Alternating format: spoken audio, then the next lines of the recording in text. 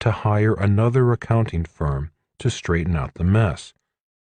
In addition, this mistake upset me so much that I was not effective for months, and the business suffered as a result.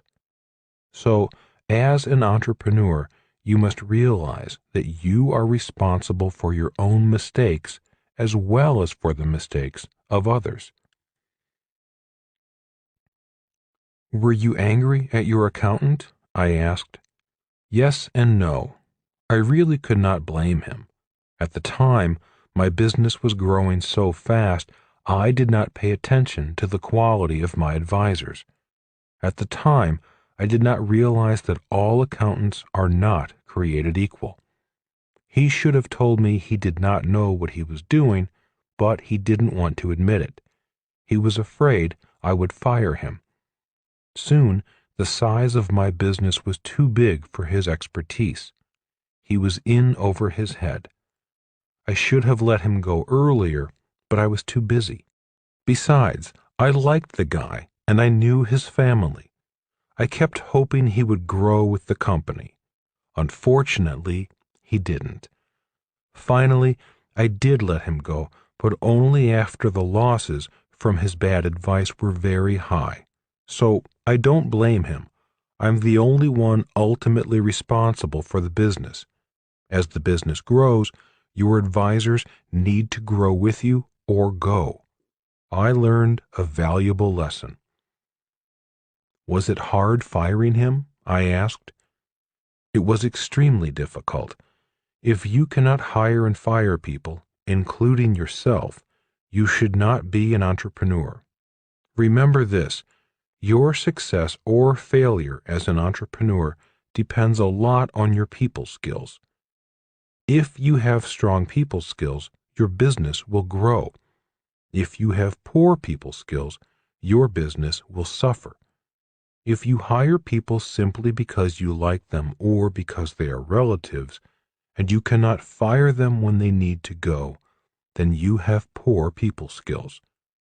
Remember that people are different, and as an entrepreneur, you need to be flexible enough to work with different types of people.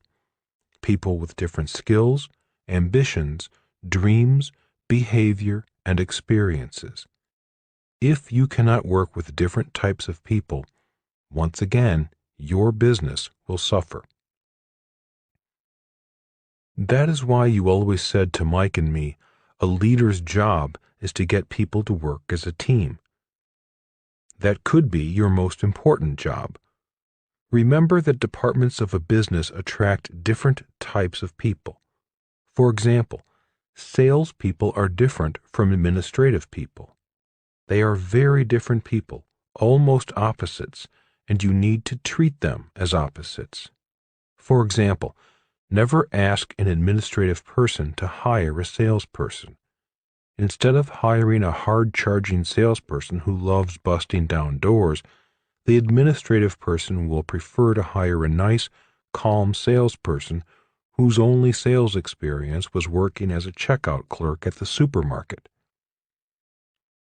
Also, the administrative person would want to make sure the person enjoyed filling out forms and doing paperwork. Why would they do that? I asked. Because birds of a feather flock together. Administrative people think that paperwork is the most important part of the sale. They have no experience in knowing how hard it is to get that sale. You'll see once you get into the real world. In general, salespeople don't like administrative people. Why? Because in general, salespeople hate paperwork, and administrative people are terrified of selling. So don't try to make a top-flight salesperson into a file clerk, or ask a file clerk to become a flamboyant salesperson. So is that where most of the friction lies, I asked, between sales and administration? Oh no, said Rich Dad emphatically. A business is one big ball of friction. It is a working model of human conflict. It is a melting pot of egos that is always boiling. When you look at the BI triangle, you will understand why. A business is a blending of different people, different temperaments, different talents, different education, different ages, sexes, and races. Every day when you come to work, most of your problems will be people problems. A salesman made promises the company cannot keep. The customer is irate. Your attorney will not agree with your accountants. Assembly line workers will not agree with the engineers who designed the assembly line. Management is at war with labor. Technical people are fighting with creative people. Analytical people do not get along with people. College-educated people feel they're smarter than people who did not go to college. Add to this inter-office politics, or worse, sexual affairs within the company, and you will never need to watch TV again. In most cases, a business does not need a competitor.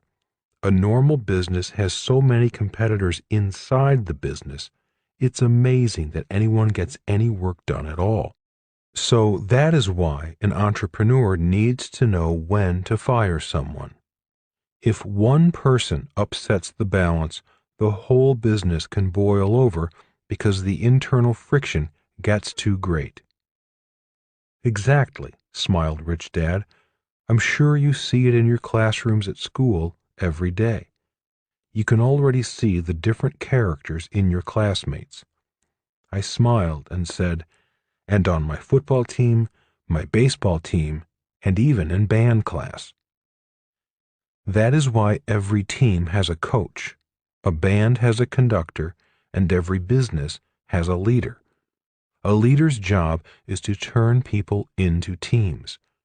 One of the reasons so many people are self-employed or own businesses that stay small is that the leader is either not competent with dealing with people or simply does not want to learn to deal with so many different people. Business and making money would be easy if it were not for people. The waitress returned to take our order. After she left, Rich Dad continued, "Let me give you 3 tips I have learned about dealing with people in business. Tip number 1 is what I call the pain in the ass factor. That means all people have skills and talents and are also pains in the ass. I do not care who they are. They have all 3, including me. If their pain in the ass factor exceeds their skills and talents, it is time for them to go or to move them to another part of the business." Chuckling, I said, "Maybe someday you'll earn a Nobel Prize for the pain in the ass factor." "I should," said Rich Dad. "Every person in the world who deals with people will stand and applaud me." "And what is tip number 2?" I asked. "Learn to hire slow and fire fast," said Rich Dad. "Take the hiring of people very seriously and slowly. Screen them carefully. And if it is time to let them go, do it quickly. Too many managers allow people too many chances. If you can't fire them for some reason, then move them and isolate them. Don't let them contaminate the rest of the people in the business. Maybe you can help them find jobs at a company where they might be happier and more productive, or just pay them to leave. It will be less expensive in the long run. Remember to do it humanely and legally. All people need to be treated with the appropriate dignity. Many times, when I have let people go, they were happy to move on. I have found that if people are acting up or underperforming, it is not because they are lazy. Many are simply unhappy for a number of reasons. If you as a leader can find a way to make them happy, find it. You mean a person can be a good employee but be working in the wrong job or department? It happens all the time, said Rich Dad. In fact, I have been the person who took a good employee and put him in the wrong job.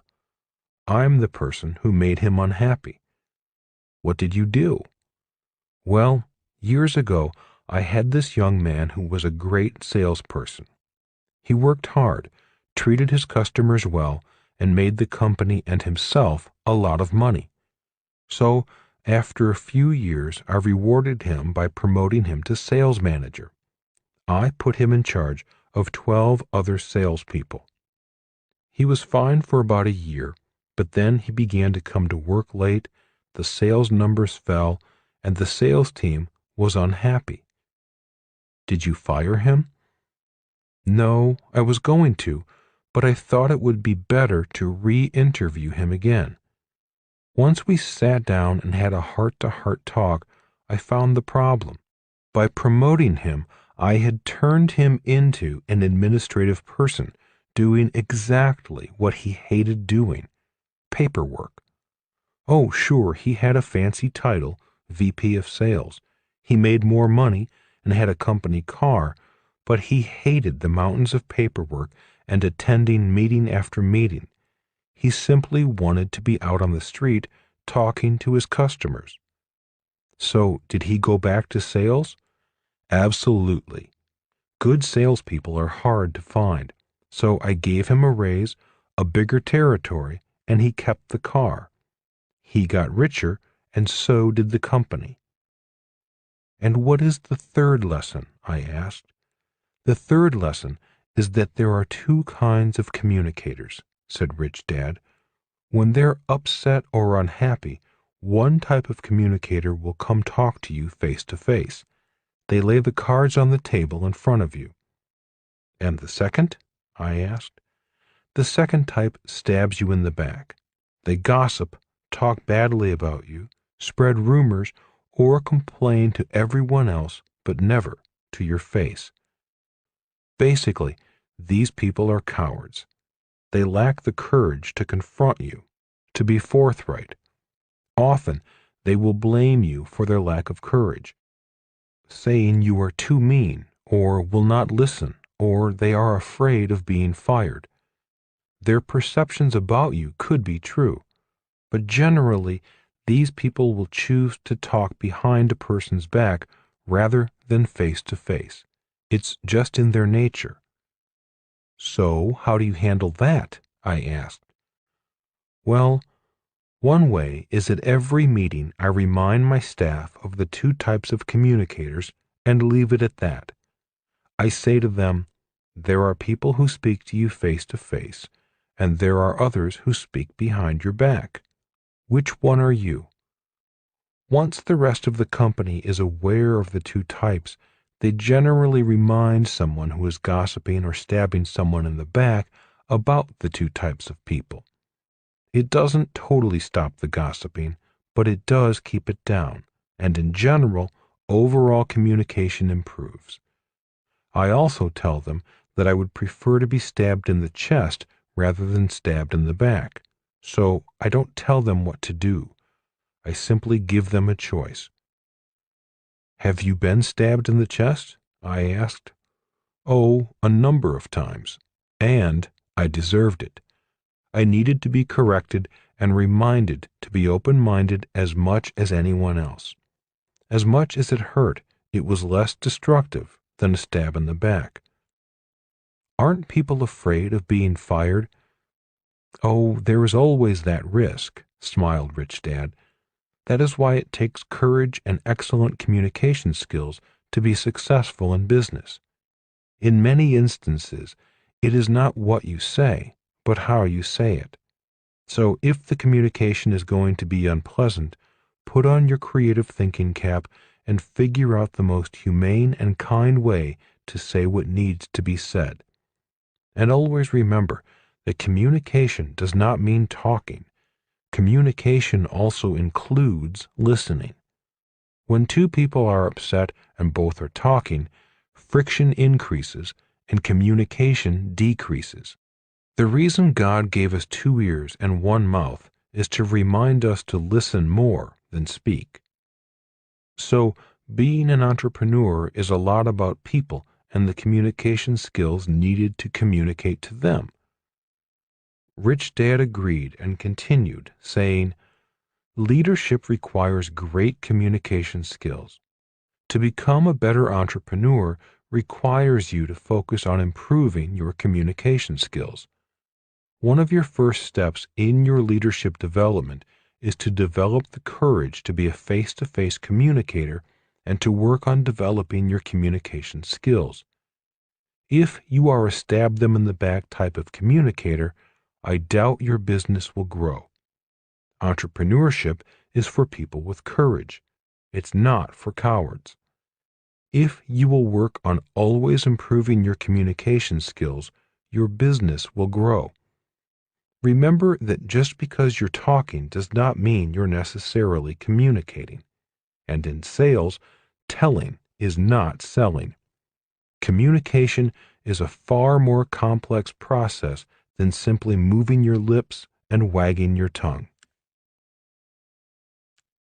Sitting quietly as Rich Dad enjoyed his meal, my mind went back to the angry father, the customer whom Rich Dad had fired. I asked, "And that is why you told that irate customer that you had no vacancies. It was better than telling him what you thought of him." Yes, as the entrepreneur, one of your jobs is to protect your company and your employees from cheap customers, the customers who want more than they pay for, the customers who want something for nothing. I had to find a way of firing that customer without getting into an argument again. I knew he would stab me in the back if we got into it. That is why I make it a point to fire cheap customers, politely and discreetly. Isn't that cruel or discriminating against poor people? I did not say poor people, said Rich Dad, raising his voice. The word I used was cheap. Cheap customers, not poor people. There is a difference. There are rich cheap people and poor cheap people. Cheap has nothing to do with money. It has to do with a state of mind. In some cases, I would say it borders on a mental illness. Also, I would not classify cheap people in the same category as bargain hunters. We all love a bargain, yet as much as we love value for our money, very few of us want value at the expense of someone else. But a cheap person does. A cheap person borders on being a thief, and sometimes they are thieves. If it's not money they're stealing, they steal your time and your energy. They steal your peace of mind. For all the months of misery that one guy caused our company, it would have been better for us to let him just stay for free. He sucked the life out of our business for months. He seemed to enjoy messing with us. He always changed the deal and said we said things we did not say. He always wanted a better price, even after he agreed to pay a set price. He seemed to enjoy having us come after him. Instead of spending time on our good customers, we spent time on him. Having a bad customer can cost us good customers. That is why I say that you need to fire your cheap customers. They're too expensive. This is a very important lesson to learn if you want to be an entrepreneur. Always remember, take very good care of your good customers and fire your cheap customers. How to find good customers. In business, a very important word is the word margin. It is as important a term as cash flow. In fact, both terms are intricately related. In overly simple terms, margin is the difference between what it costs to produce your product and the price you sell your product for. For example, let's say it costs you $2 to manufacture your widget and you sell your widget for $10. In this case, your gross margin is $8. There are 3 reasons why a product's gross margin is so important. 1. The gross margin finances the rest of the BI triangle. Looking at the BI triangle, you can see that a product's margin must provide enough cash flow to feed the rest of the triangle. Margin pays for the team's salaries, legal fees, the company's system operations, marketing, and accounting. These are also known as operating expenses. 2. Margin determines the price of your product. Obviously, the more margin, the higher the price of your product. 3. Product and price determine your customer. To help clarify this, let's look at the automobile industry. A Rolls-Royce is known as a very expensive car. It attracts a certain type of customer. If Rolls-Royce suddenly announced it was going to produce a low-priced budget model, many of their rich customers would probably start looking for another brand of car. Wrong car, wrong price, wrong customer. Recently, Jaguar announced it was dropping its lower-priced model because it realized that offering a lower-priced model had hurt its sales. After losing $700 million in 1 year, they finally realized that they should stay at the high end of the car market and not try to capture market share in the mid-price market. Today, many brands are made in the same factory. For example, a factory that produces blue jeans can produce jeans for a high-end brand and a low-end brand. It is basically the same product, but the high-end brand can command a higher price and is sold through a different distribution channel, let's say Saks Fifth Avenue. If the high-end brand wants to produce a low-end brand, they had best create another brand for a different distribution channel, let's say Walmart. In fact, that is what many big companies do. They produce the same product, but under different brands representing different price points for different customers. So, to find good customers, you need to match the product and the price to fit the customer's needs, wants, and ego. In many cases, the customer's ego is far more important than wants and needs. How much is your product worth? In 1996, after the cash flow game was in its final production and ready for commercial use, the next question was, how much is this game worth? How much can we sell the game for? Those of you who have seen our game may recognize some of the challenges we faced. When Kim and I first saw our finished commercial version of the game for the first time, both of us were as proud as new parents.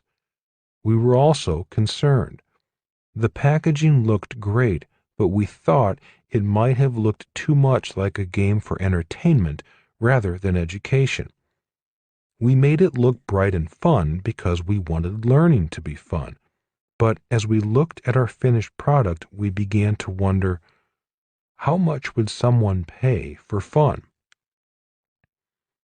We wanted people to know the game was about education, but again, how much would someone pay for education? Looking at our finished product for the first time, Kim and I knew we had serious marketing challenges. To find out what the market might think about our product, once again, we formed a group of people who did not know us, as we did with the beta test, and asked them what they thought of the packaging. The feedback was mixed, from "it looks great" to "it looks stupid." The people in the group did not know we were the creators of the game, so their opinions were pretty frank, often painful. Next, we asked them what they thought the price of the game should be. Again, not knowing us or what went into creating a game, and not having played the game, the prices they suggested ranged from $19.95 to a high of $39.95. This was even more depressing. At that point in time, due to the small production runs, our cost just for producing the game, without freight, was $46 per game. This did not include the development costs. We were starting off with a product with a negative margin before we added in the costs of the rest of the BI triangle.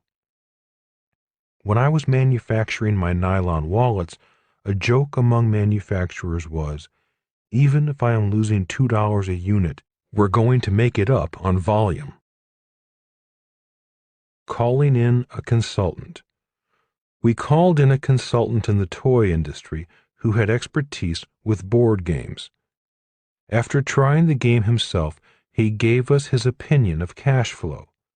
His first comment was, "The game is too difficult." He said, "People have become less smart.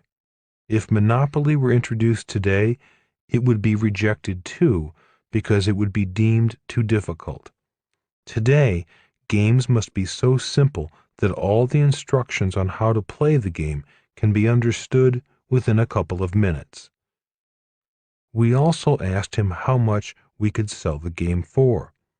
He replied, "You might get $39 at retail. That means you would have to sell it to a retail store for $20, even less if you sell it to a major chain such as Walmart. You might have to sell it for as low as $10 just to get it into a store.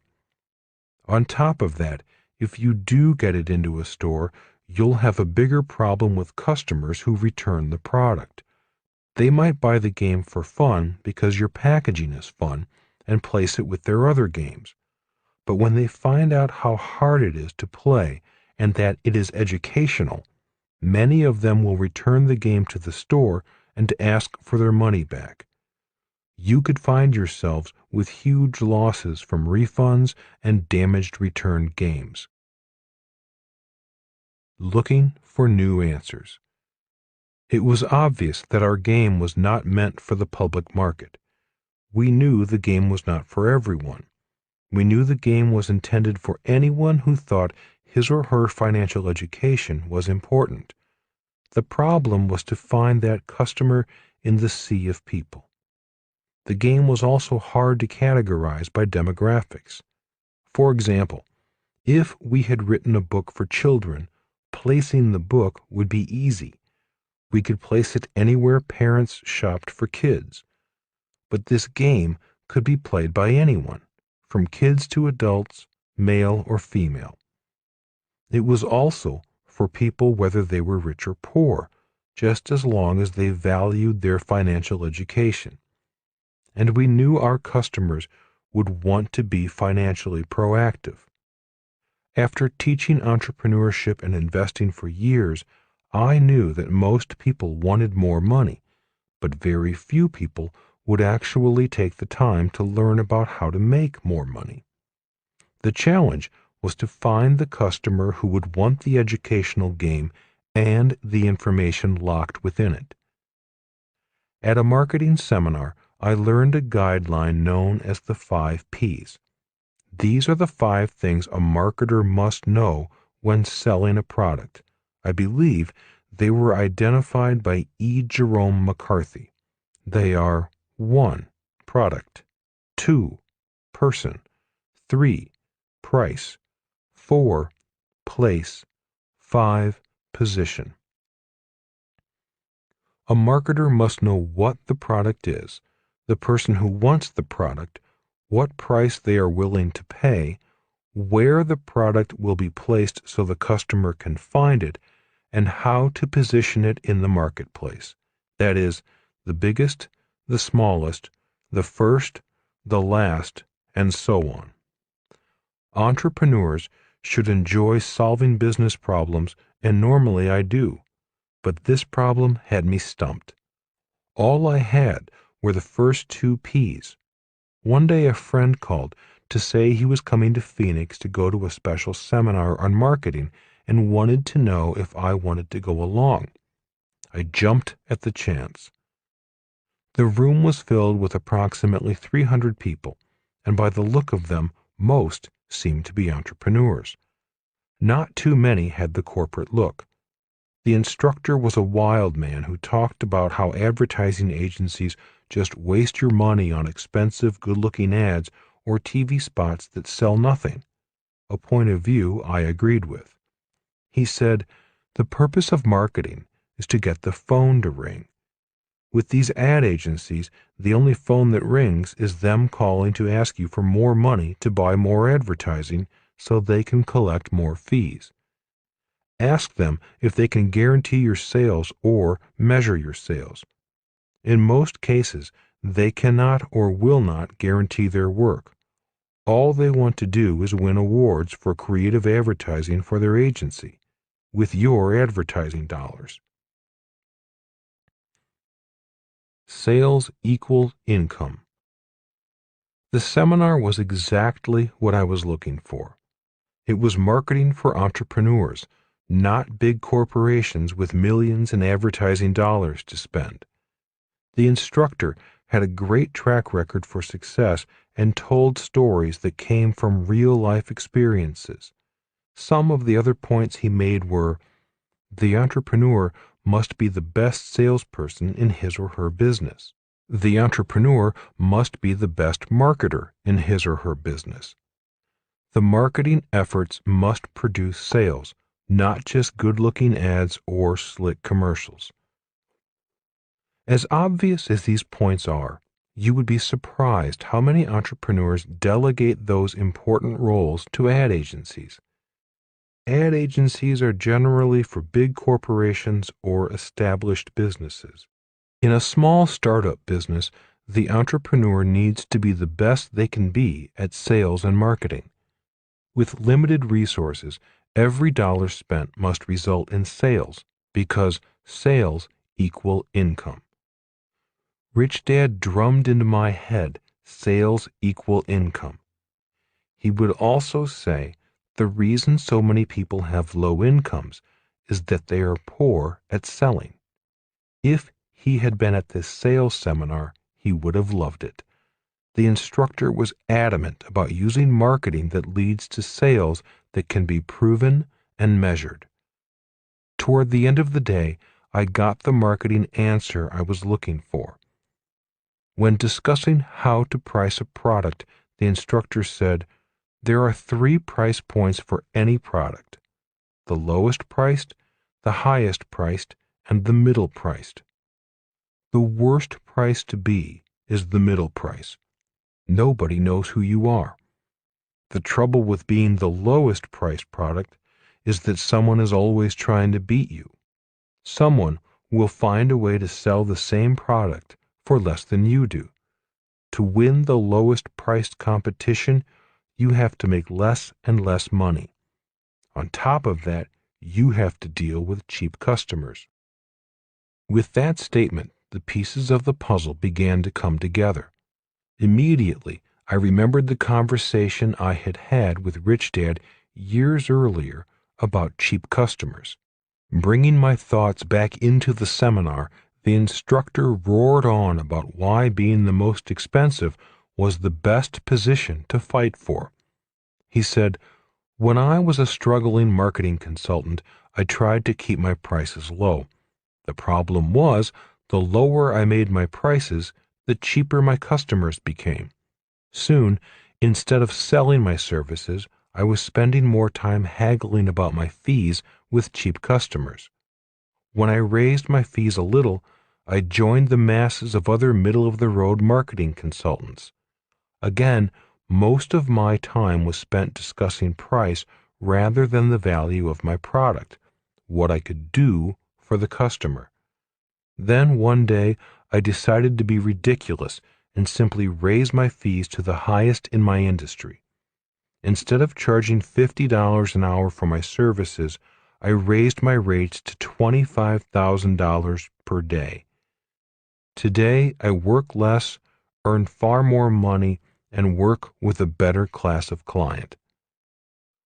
My mind raced when I heard his fee of $25,000 per day. I realized that I was the cheap client he did not want. Once I got over the shock of realizing I was the cheap one, I began to see that it was my own cheapness that was causing me to struggle at pricing my board game. I was looking at price rather than the value of the game. Don't fight for the bargain basement, boomed the instructor. The bargain basement attracts cheap customers. Once again, my mind drifted off, recalling how Rich Dad hated dealing with people who were cheap. Rich Dad said, design your product and its price for a very special customer. Your marketing should then find ways of reaching that special customer. Be creative. Don't be cheap. The bargain basement is not a place to find good customers. The book takes priority. That evening, I went home and talked with Kim. The first thing I said was, we should sell the board game for $200. We will position it as the most expensive game in the world. It's not just a game, it's a seminar in a box. Kim agreed. She did not flinch at the idea of selling a board game for that much money, even if our focus group said it should sell for $39.95. I continued, our problem is that we have been asking the opinion of people who will probably never be our customers. We have been asking for the opinion of people who shop in the bargain basement, not in the boardroom. We need to find customers who value education and are willing to pay for it. We'll need a way to find them, Kim added. The book takes priority. Instead of focusing on marketing the game, we will begin to focus on marketing the book. The book will help us find our customers. The book will become our company brochure. At the time, I was working on Rich Dad, Poor Dad. So we need to weave the game into the book, Kim said. And we go back on the road doing investment seminars, working with the same type of customer we have been working with for years. That's the idea. We finish the book and we get back on the road doing seminars for people who pay for financial education. We've been doing it for years. It's a low-risk idea. We know the business and we know how to reach those customers. In other words, the tactic remains the same. The sole tactic of the business is to get people to play the cash flow game. We now focus on the strategies. If the strategies work, people will play the game. Kim and I were in agreement. We were a team with a unified plan. So why $200? Asked Kim. How did you come up with that number? It took a while, I said, but when the instructor said a higher price can be perceived as more valuable, the lights in my head went on. I realized I was cheap and looking at my own product through cheap eyes rather than looking at the value hidden in the game. So I went up to $59 a game, and that still sounded cheap. I was now in the middle, not at the top. In my mind, I then tested $99 a game. I was comfortable with that. I knew I could sell it at that price, so I knew I had not yet reached the top. When I tried $200 in my head, I felt uncomfortable. Now I knew I had gone beyond my own comfort level. I had found my price. Well, it certainly gives us a large margin. That will help us grow the business, said Kim. So we market the book through traditional distribution channels. That handles the place category of the 5 Ps, where we place our product in front of potential customers. Instead of trying to drop the price of the game to fit into that distribution channel, we can use a conventionally priced book and flow it through the book distribution system. That way, the book will sell the game, or at least help us find customers. And the seminars will sell the game, Kim summarized. But there is still something else behind charging $200 a game. Well, I began slowly, if we compare games to games, the game is not worth $200. But when compared as education to education, the game is really inexpensive. Just look at how much a college education costs in both time and money. On top of that, you don't learn much about money or investing in school. Also, look at how much it costs for people to lose money in the stock market. That is even more expensive. But the biggest expense of all is the loss of opportunity. So many people want to invest and know they should invest, but they fail to invest simply because they lack the financial education. Not only can this game help a person make millions of dollars, but it can also help a person become financially free. But what about the people who might feel ripped off at $200? Asked Kim. Many people will, and they may never buy the game, I replied. If we price the game at $200, people will have to think long and hard about the value of the game before they buy it. And that is what we want them to do. We want the price to make them think about the value more than just entertainment. And just think of the number of people one game can reach. One $200 game can reach hundreds of people, added Kim. Not everyone has to buy the game. And that is why the sole tactic of our company is to have people play the game, not necessarily buy the game, I replied. People who are serious about their education and pay $200 for the game will be more likely to take the time to learn the game. The only way they can learn the game is to invite others to play. The game immediately begins to fulfill its mission. The more people who play the game and invite other people to play the game, the more the cost per player goes down, and the value of the game goes up. Our only job now is to find that person who values education and is willing to pay for it. We also make the game harder to get, harder for people to find. We will have to be smarter about letting people know how to find us through our website, I added. By keeping access to the game more restricted instead of using mass marketing, we will highlight its educational value. Our focus groups were looking at it as a mass market game, not as the educational tool that it is. And what happens if it doesn't work? Asked Kim. Then we come up with more ideas, I replied. Ideas are plentiful if you're creative. Our strategies are low risk. With the book and the seminars, we should have cash flow from those two strategies so we do not need to sell as many games. In this way, we give the game the opportunity to sell itself, to find its own fans and its own channels of distribution. If it is a valuable product, the plan will work. If our customers do not find the game valuable, we shut the business down. Only time will tell. As stated earlier, the first time the game was played commercially was at an investment seminar in Las Vegas, Nevada in November 1996.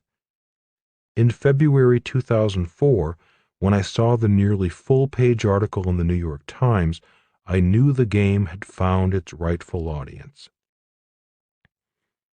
We have now sold hundreds of thousands of games, and there are cash flow clubs all over the world meeting regularly to play the game.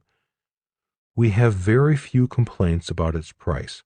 Our return factor is less than 1%. We found the right customers for the game. Develop your marketing plan.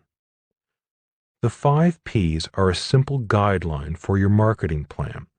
Before you quit your job, remember these important points. 1.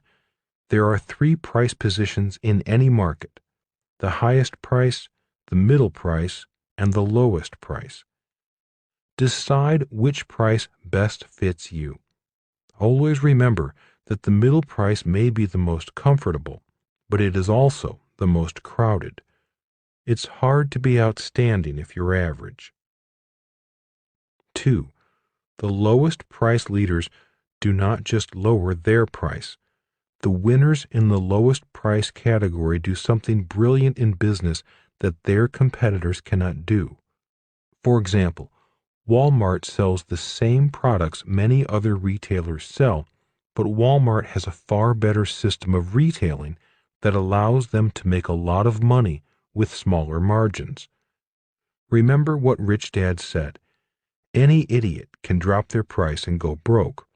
It takes a brilliant person to drop their prices, cut their margins, and get rich. He also said, if you choose to compete at the low end of the market, you have to be a better businessman than those who compete at the top. Since I am not that good a business person, I find it easier to compete at the top. 3. If you are going to be the highest price product in your market niche, then you have to give your customers something your competitors cannot give. If you are confused by what high-priced businesses do, then do your homework. Go to a high-priced auto dealer and then go to a low-priced auto dealer. Or go to a high-priced hotel and then go to a budget hotel. By taking notice of differences, you find ways of better defining your product and your customer. Know that the higher the price, the fewer the customers, and the more precise you need to be in your marketing. Also, never ask people who shop in the bargain basements of the world what they think of a Rolls-Royce. 4. Don't try to be all things to all customers. If you want the high end and the low end, start 2 brands. As you know, Honda has its Acura brand, and Toyota has its Lexus brand. To me, they look like the same cars, but what do I know? Obviously, the marketers at Honda and Toyota have done a good job convincing the public that they are selling 2 different cars. As stated earlier in this chapter, marketing needs to fill a customer's wants, needs, and ego. In many cases, ego has more buying power. 5. Instead of discounting down, bonus up. I know people look at the game and flinch at the price. Rather than drop the price, we prefer to add products to the mix and then increase the price of the package. As Rich Dad said, sales equal income. So, rather than cut our price and reduce our margins, which anyone can do, we would rather find ways of keeping our prices while increasing the value and having a satisfied customer. 6. Weak salespeople always want new products to sell. When I was at Xerox, it was always the weakest sales reps who said, if we had new products, I could sell more. Many businesses fall into this trap. When sales are down, they look for new products, which often leads to a phenomenon known as line extension.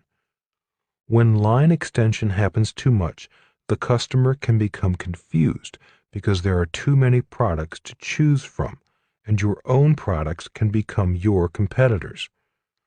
Rich Dad said, instead of looking for new products to sell, look for new customers. He also said, a smart entrepreneur focuses on keeping existing customers happy and looking for new customers to sell existing products to. 7. Look for strategic partners who already sell to the customer you want to sell to. Earlier in this book, I wrote about the 3 kinds of money: competitive, cooperative, and spiritual. One of the ways to become richer faster with less risk is to be cooperative and earn cooperative money. 8. Treat your best customers well. The internet makes keeping in touch with your best customers easier than ever. The rule of thumb is focus on keeping your best customers happy, because not only will they buy more from you, but they will also tell their friends about you. That is the best kind of marketing of all. It's called word of mouth. When it comes to taking care of your best customers, be creative. One of the reasons small entrepreneurial companies beat the big corporations is simply because a small company can be more creative and be more creative faster. In summary, always remember the 5 P's. Remember that your very special product is important to a very special person. The price of your product must satisfy the person's needs, wants, and ego. When it comes to ego, we all like finding a bargain.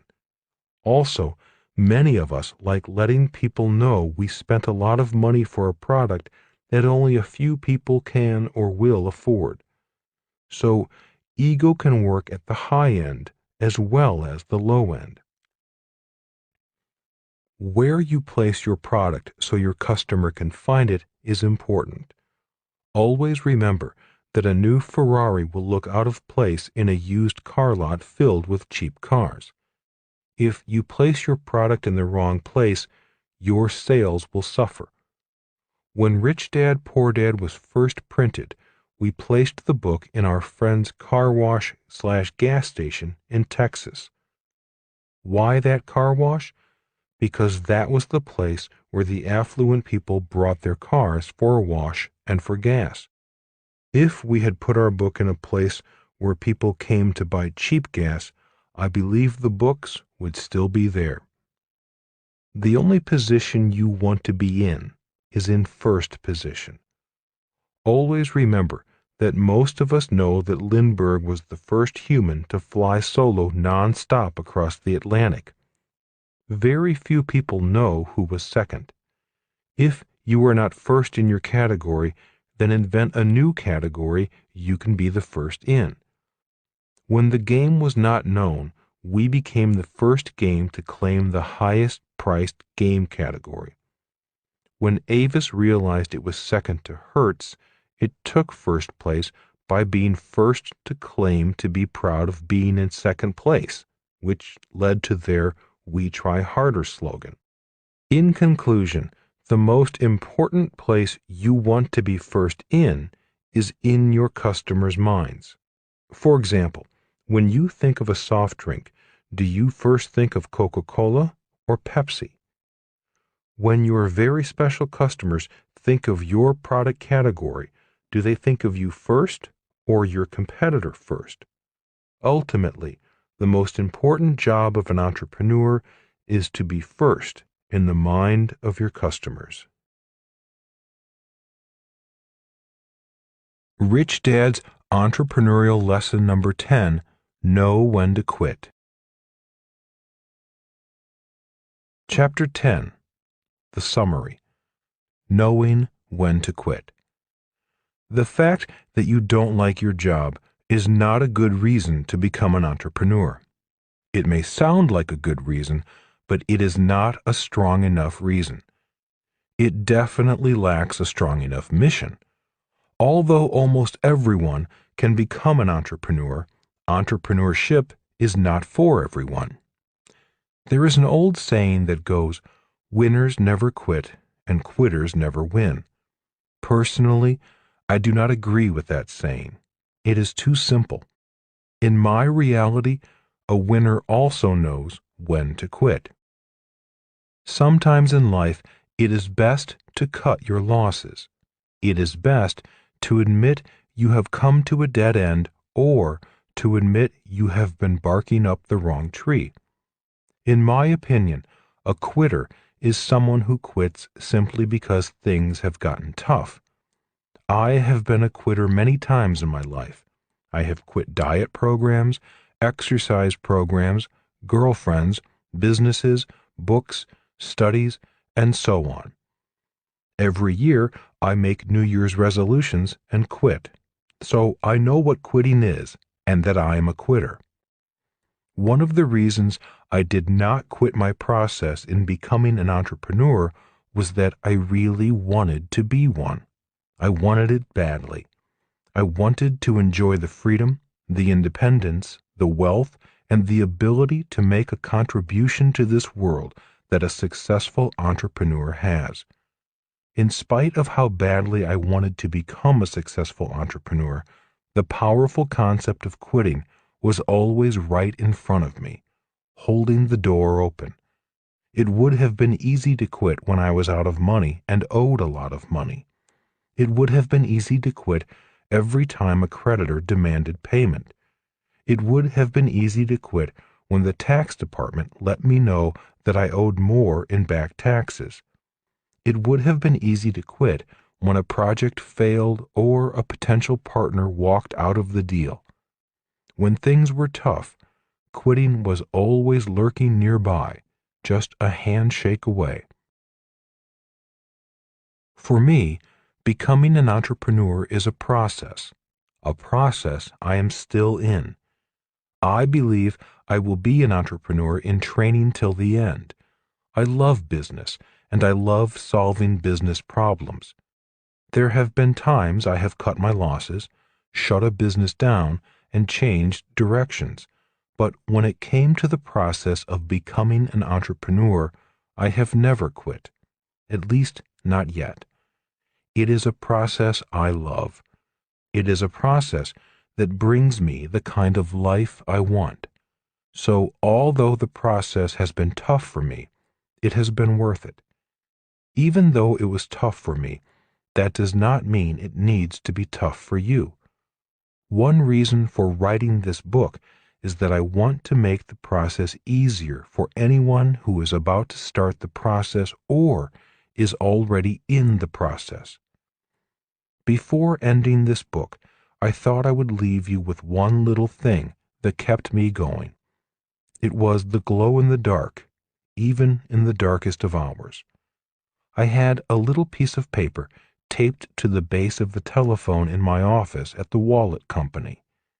That little piece of paper came from a Chinese fortune cookie. It said, "You can always quit. Why start now?"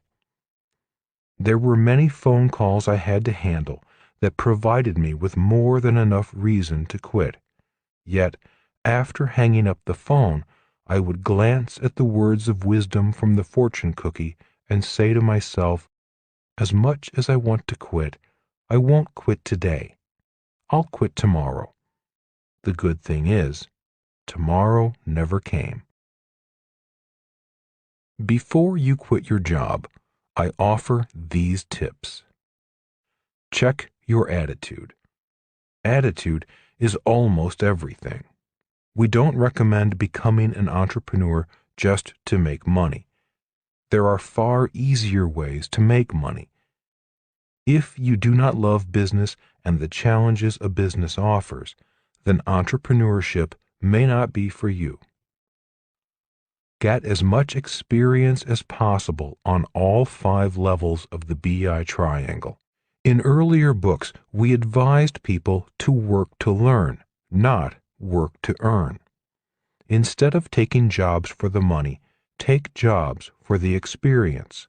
For example, if you want to gain experience in how business systems work, get a part-time job at McDonald's. You would be surprised at what happens the moment a customer says, "I want a Big Mac and fries." The moment that happens, one of the world's best designed business systems takes over. It is a brilliantly designed system run primarily by people with only a high school education. Always remember that sales equal income. All entrepreneurs need to be good in sales. If you are not good in sales, get as much experience as possible before you quit your job. I heard Donald Trump once say, "Some people are born salespeople. The rest of us can learn to sell." I am not a natural salesperson. I did train hard to become one. If you want really great sales training, you may want to consider joining a network marketing business or a direct sales business. Be optimistic as well as brutally honest with yourself. In his book, Good to Great, Jim Collins does an excellent piece on this need to be brutally honest. He writes about his interviews with Admiral Stockwell, one of the longest-held POWs from the Vietnam War. When Jim Collins asked the admiral which type of person died in their cells, the admiral answered without hesitation, "The optimists." The POWs who did survive were those who could handle the brutal facts about their situation. On the flip side, know the difference between being brutally honest and being pessimistic. I know people who will tell you why something will not work even if it's working.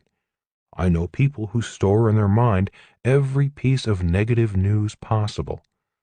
Negative people or pessimistic people are not the same as brutally honest people. Do you know how to spend money? Too many people struggle financially because they do not know how to spend their money.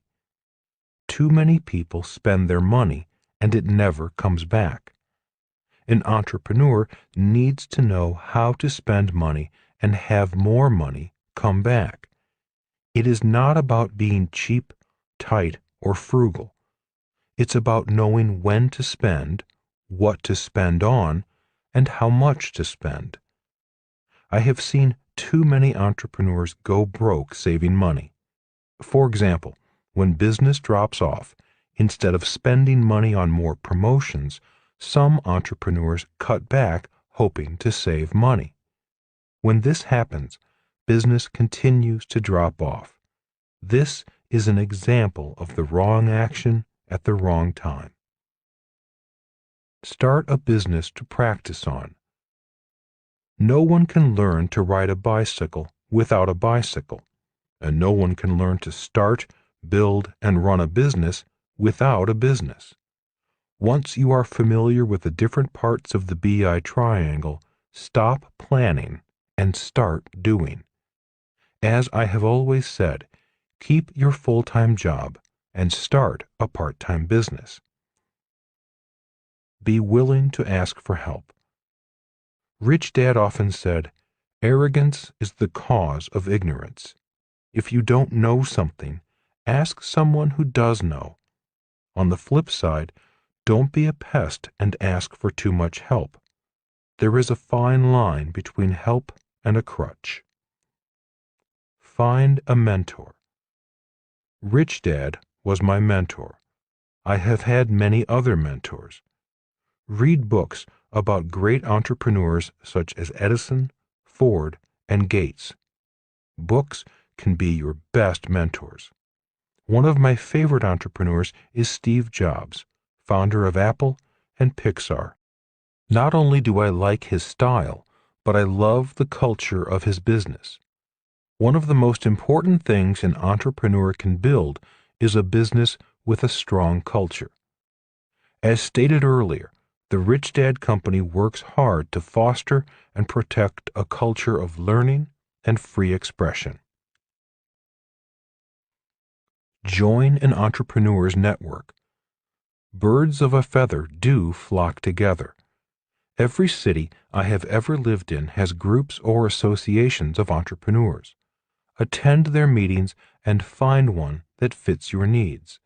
Surround yourself with fellow entrepreneurs. They are there for support as well as to be supported.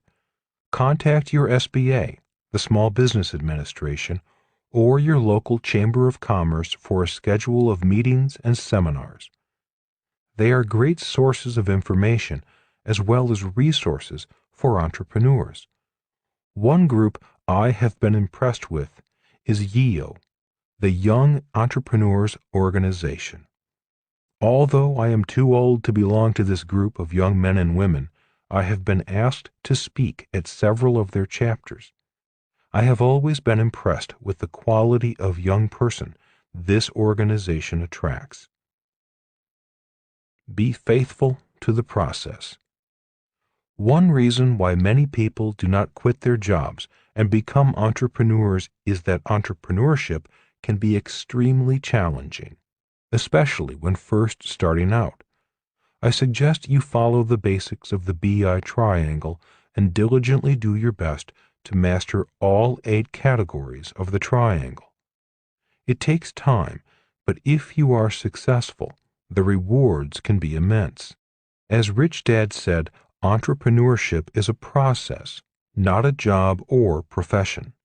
So be faithful to the process and remember that even when times are bad, the process will give you a glimpse of the future that lies ahead. Over the years, I have heard many people use the term BHAG, which stands for Big Hairy Audacious Goal.